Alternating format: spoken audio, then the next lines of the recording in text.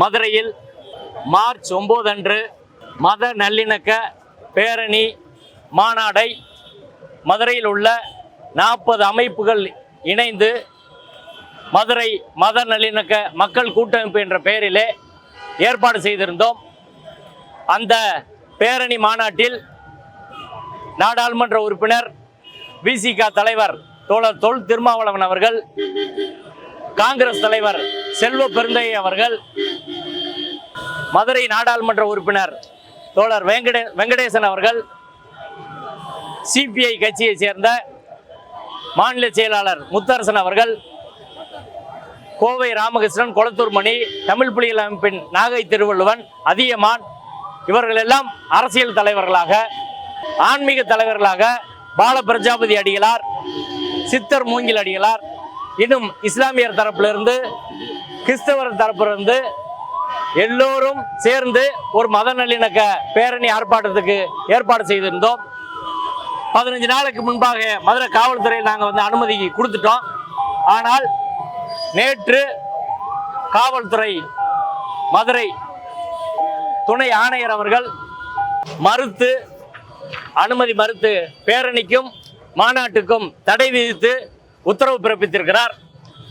அதில் காரணங்கள் சட்டம் ஒழுங்கு என்று சொல்கிறார்கள், வேற கோர்ட்டில் வழக்கு நிலுவையில் இருக்கு என்று சொல்கிறார்கள்.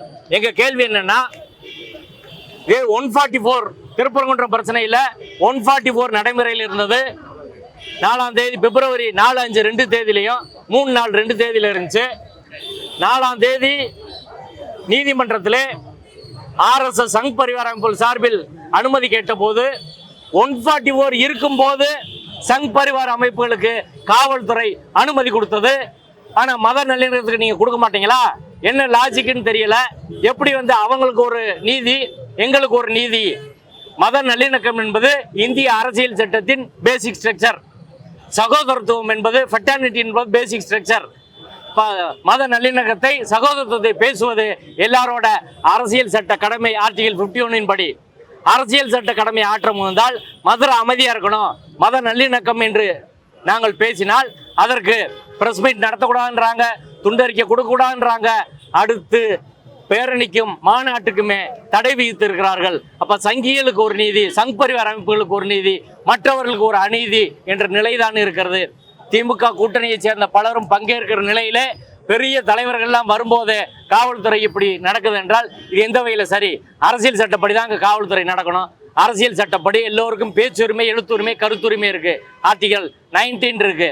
ஆனா எல்லாத்தையும் நீங்க கோர்ட்டுக்கு போங்க, எல்லாத்தையும் நாங்க மறுப்போம்னா மதுரையில் அடிப்படை உரிமை இல்லையா?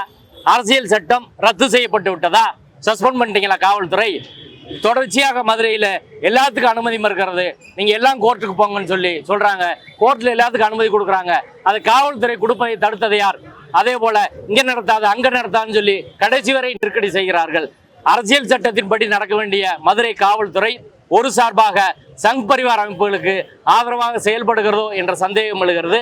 இன்று பேசிய விடுதலை சிறுத்தைகள் கட்சியின் தலைவர், நாடாளுமன்ற உறுப்பினர் தொல் திருமாவளவன் அவர்கள் இன்று மதுரையில் காவல்துறை அனுமதி மறுத்தது தவறு என்பதை சொல்லி கமிஷனர் அனுமதி கொடுக்க வேண்டும் என்று கோரியிருக்கிறார்.